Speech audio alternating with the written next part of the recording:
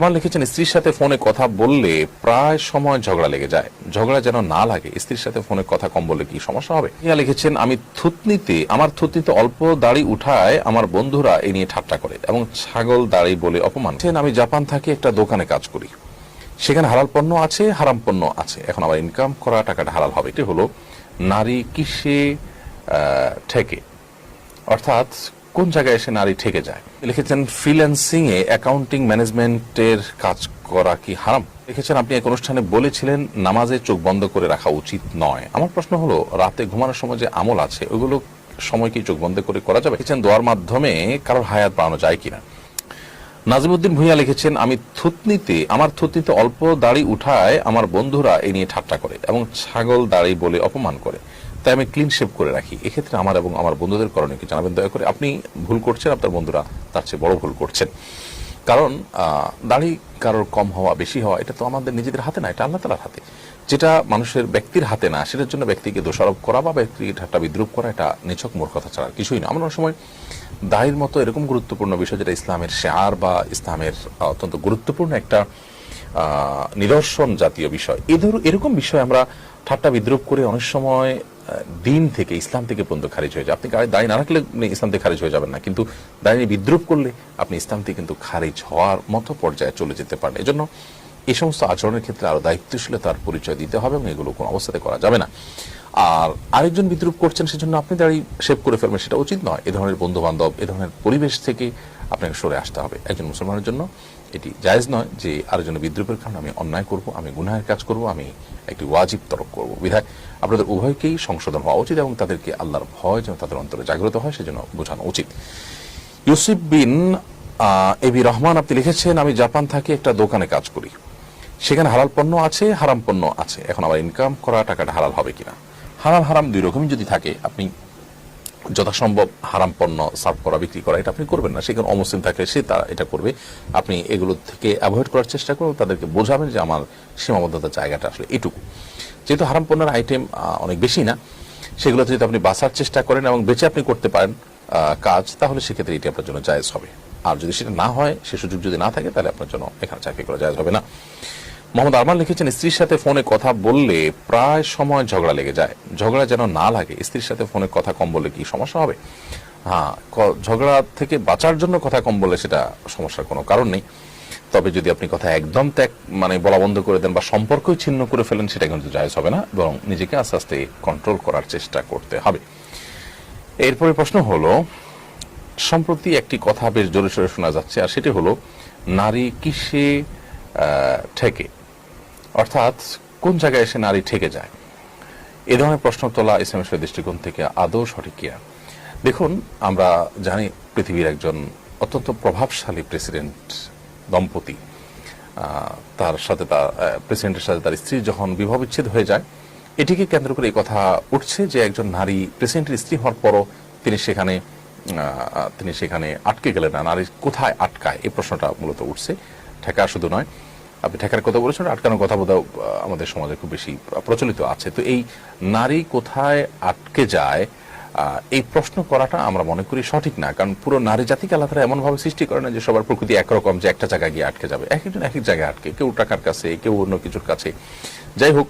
এবং একইভাবে পুরুষের ক্ষেত্রেও এই কথা বলা যায় যে তিনি কোথায় আটকেন। পুরুষরাও সবাই মিলে একই নেচারের, একই ক্যারেক্টারের এবং আপনার একই জায়গায় গিয়ে তারা আটকে যায়, থমকে যায়, থেমে যায়, এরকম কোনো বিষয় কিন্তু নেই।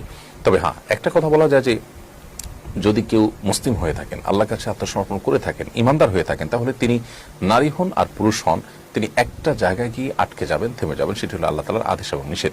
তার কাছে আল্লাহর আদেশ নিষেধের চাইতে বড় কোনো বিষয় নেই। বিধায় আল্লাহ তাআলার আদেশের কারণে একটা জায়গায় থেমে যাবেন, যেখানে আল্লাহর আদেশ আছে, তাই আমি এটা না করে উপায় নেই, বা এখানে আল্লাহ তাআলার নিষেধাজ্ঞা আছে বিধায় এখানে আমি যেতে পারছি না বা এটাকে আমি লঙ্ঘন করতে পারছি না, এখানে একজন মুসলমান থেমে যাবে। তাইলে মুসলমান থেমে যায় আল্লাহর আদেশ নিষেধের কাছে। এটাই হলো চূড়ান্ত কথা এবং এটাই হলো সব ক্ষেত্রে, সকল প্রকৃত মুসলমানের ক্ষেত্রে প্রযোজ্য হয়। এছাড়া আসলে একজন মুসলমানের কাছে ঠেকা বলতে কিছু নেই, যে অমুক জায়গায় গিয়ে আমাকে ঠেকে যেতে হবে। হ্যাঁ, এটা ঠিক, মানে দুর্বলতার কারণে আমরা এক একজন এক জিনিসের কাছে ঠেকে যাই। তো এই আলোচনা থেকে বরং আমাদের শিক্ষা নেওয়া উচিত যে মুসলমানের ঠেকার জায়গাটা আসলে কোথায়, আর আমরা কোথায় মূলত ঠেকছি গিয়ে, এবং মুসলমান কোথায় গিয়ে আপনার থেমে যাওয়া উচিত। এবং আমরা কোথায় গিয়ে থামছি, এটি আমাদের হিসাব মেলানো উচিত। নাহিদা আক্তার আপনি লিখেছেন, ফ্রিল্যান্সিং এ অ্যাকাউন্টিং ম্যানেজমেন্টের কাজ করা কি হারাম? এই প্রশ্নটির উত্তর দেওয়ার জন্য আমাকে জানতে হবে যে অ্যাকাউন্টিং ম্যানেজমেন্টের কাজ কি এবং তার ধরন কি। যেহেতু এই বিষয়ে আমি জানি না, বিধায় এই প্রশ্নটি আমি স্কিপ করলাম। মনি তাবাসসুম লিখেছেন, আপনি এক অনুষ্ঠানে বলেছিলেন নামাজে চোখ বন্ধ করে রাখা উচিত নয়। আমার প্রশ্ন হলো, রাতে ঘুমানোর সময় যে আমল আছে ওইগুলো সময় কি চোখ বন্ধ করে করা যাবে?